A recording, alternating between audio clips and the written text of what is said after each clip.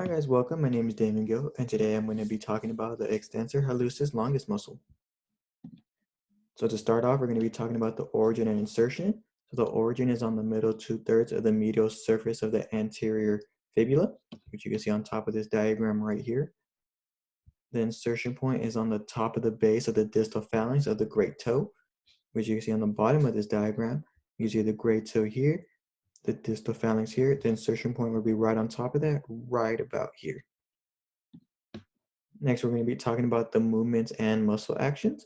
So it is responsible for dorsiflexion of the ankle, which is the movement of the top of the ankle and foot toward the anterior tibia. It is also responsible for extension of the great toe at the metatarsophalangeal and interphalangeal joints, which is the movement of the great toe away from the plantar surface of the foot. And then it is not solely responsible, but it assists in this movement. It's the weak inversion of the foot, which is the turning of the ankle and foot inward toward the midline in the frontal plane. So if I click this link here, it'll be able to show us those muscle movements. So there we go. We're going to start off with dorsiflexion. I highlighted the muscle for you, which is going to be right here. So when it's in dorsiflexion, the muscle acts concentrically pulling the foot toward the anterior tibia.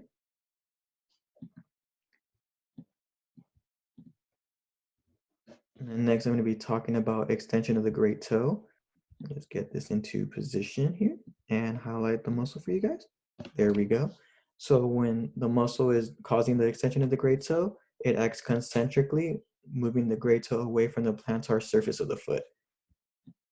And I'll let you guys see that a few more times. Probably a better angle right there. All right, and then the last one is going to be inversion of the foot. Let me just turn this around, zoom out a little bit, and highlight the muscle for you guys. Oops. There we go. As you can see during this, the muscle acts eccentrically, turning the foot inward toward the midline. Like I said, it's not responsible for it. It just assists in that movement. Let's go back to the PowerPoint slide. So next is going to be the extensor hallucis longus muscle in everyday use. So you use it when you're driving, more specifically when someone is lifting their foot off the gas pedal. When someone does this, the ankle is in dorsiflexion. The extensor hallucis longus, due to its insertion point, causes the dorsiflexion by pulling the top of the foot up, which is causing it to come off the gas pedal. It is also very crucial in walking. Working together with the other muscles from the anterior compartment of the leg, the extensor hallucis longus muscle dorsiflexes the foot in the ankle joint. And when the foot is fixed on the floor, it pulls the body slightly forward and prevents losing gravity and falling backwards. So now we're going to be talking about strengthening this muscle. So you could do this by a heel walk, which is you start by dorsally flexing the ankle. Once you are on the back of your heels, fully extend all your toes, then proceed to walk on the heels with the ankle flexed dorsally and toes extended. One of the difficult aspects of this exercise is to keep balance and focus on keeping those toes fully extended. I hit play here. And that's actually me doing that. And one of the things I noticed is when I dorsiflex my ankle, naturally my toes came up. But as I started walking, it was really difficult to try to keep them from hunching over or falling down. So you really want to focus on that so you can get more muscle activation out of the extensor hallucis longus muscle. Next, another way to strengthen that muscle is through resisted ankle dorsiflexion. So to do this, you're going to sit on the floor with your legs stretched out in front of you, secure the band around a chair or a table leg, and then wrap it around one foot. You're going to slowly point your toes up toward you and then return to the starting position, which you can see on this diagram here on the left-hand side. You want to do about 3 sets of 10 on each foot. So let's say this exercise have been a little too easy for you. You want to try something a little harder. One of the ways you can do that is use bands with a stronger resistance or use an ankle weight strap. This goes without saying, but using the ankle weight strapped to your foot will make you feel a bigger challenge because the weight you're holding will be farther away from that joint. So it just kind of displaces the weight a little bit. And then using those stronger resistant bands, obviously more resistance makes the exercise harder and you'll be working that muscle out a little harder. So let's say those were too hard for you. You want to try something easier, you're just beginning, or you just want to get a feel for it. One of the great ways to do that is through a toe extension exercise. And what you want to do is to keep your lateral four toes down on the ground and simply lift the great toe up. And you want to keep it a nice neutral position with the foot by grounding the whole foot. You're going to want to avoid to what is referred to as clawing. So it's when your other toes do this here. As you lift your big toe, naturally the other toes are going to want to flex, but if you focus on keeping them as straight as possible, it places more muscle activation on that. So when I tried it, as I lifted my big toe, my other toes would want to naturally come with it. So you just want to just focus on keeping them on the floor. It's actually harder than you think. So, but as opposed to adding resistance or anything else, it's actually one of the easiest exercises to do. So now that we talked about strengthening, we're going to be talking about stretching the muscle. And one of the ways you could do this is by a foot stretch against the wall. This exercise can be easily done at home. The only thing you would need is a wall or something sturdy to place your foot up against. And while your big toe is flexed, you're going to want to place it up against the wall. Then you're going to want to plantar flex the foot and slightly invert it at the same time. Then you're going to want to lean into the big toe and you'll feel a substantial stretch on the top of the foot, which is the extensor hallucis longus muscle. And then I would hit play here. That is actually me doing it.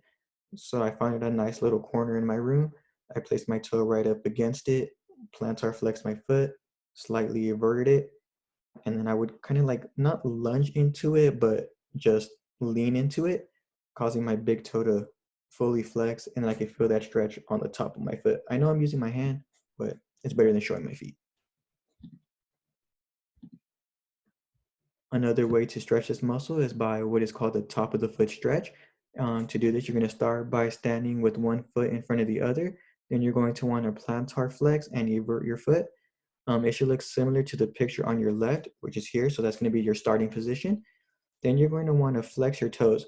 Once they are flexed, place your flexed toes on the floor and proceed to add your body weight and shift forward. And it should look something like this on the right hand side. Some tips to place more of an emphasis on the extensor hallucis longus muscle, you're going to want to shift most of your weight onto the big toe. So let's say that was a little too hard for you. You want to try something a little easier. Um, I'm sorry, something a little harder. I don't know why I said that. This exercise is actually very hard. So this is going to be the top of the foot stretch in the yoga position. So you're going to start by getting into a reverse tabletop pose as seen in the above picture here. Then you're going to want to plantar flex your feet and fully flex your toes. Once in that position, you're going to want to slightly invert your feet and shift your way forward as seen in the below picture. So after you start off in this position here, from that top picture, that second pose you're going to get should look something like this at the bottom. The farther you lean forward, the more pressure is going to be felt, and you're going to try to place most of the weight on your big toe to emphasize the stretch and the extensor hallucis longus muscle. I'm going to warn you guys though, this is an advanced yoga pose, so only do it if you feel comfortable. It places an extreme amount of pressure on your toes and as well as on your hands, since they're going to be placed at a 90-degree angle. So this is definitely a challenge. Now say all those exercises were too hard, you want to try something a little easier to stretch it. So this is called a seated top of the toe stretch. So you're going to sit on a bench or a chair, lift one leg and cross it over. It should be just like this picture above. So you're going to be starting in this position here. Once you've done this, you're going to want to grab your big toe and passively take it into full flexion, like this picture shown below, right here. This stretch is easier because the person is seated and they can control how far they are flexing the big toe. This is a common stretch to regain range of motion in people that have injured their big toe. So, same thing. Let's just pretend this is my big toe. Once you're seated in that position, just grab it, pull it, you'll feel the strain on top of your foot, which is the extensor, hallucis longus muscle. So now that we talked about all that, some injuries to the extensor hallucis longus muscle. One of the common injuries to it is a muscle sprain. These sprains happen when a person experiences blunt force trauma to the muscle. The most common site for these sprains are caused by trauma to the big toe. Usually when you're stubbing your toe up against something, kicking a ball in soccer, or pretty much anything that you hit your big toe on. Another cause of this injury is when the muscle is overextended, which could happen in sports like soccer or in running. So if you just keep running, again, I know I keep using my hands, but I can't put my foot up on the screen. So when you're running, you put your feet down, put your toes in extension. You could overextend it through periods of use like that. And some of the symptoms you're going to feel are pain, lack of mobility, redness, and inflammation. And I know I mentioned common sites, but it's usually going to happen where the muscle is laying on top of right here. So that's one of the usual places it could happen. All right, guys, thank you so much. That was my presentation, and I hope you enjoyed.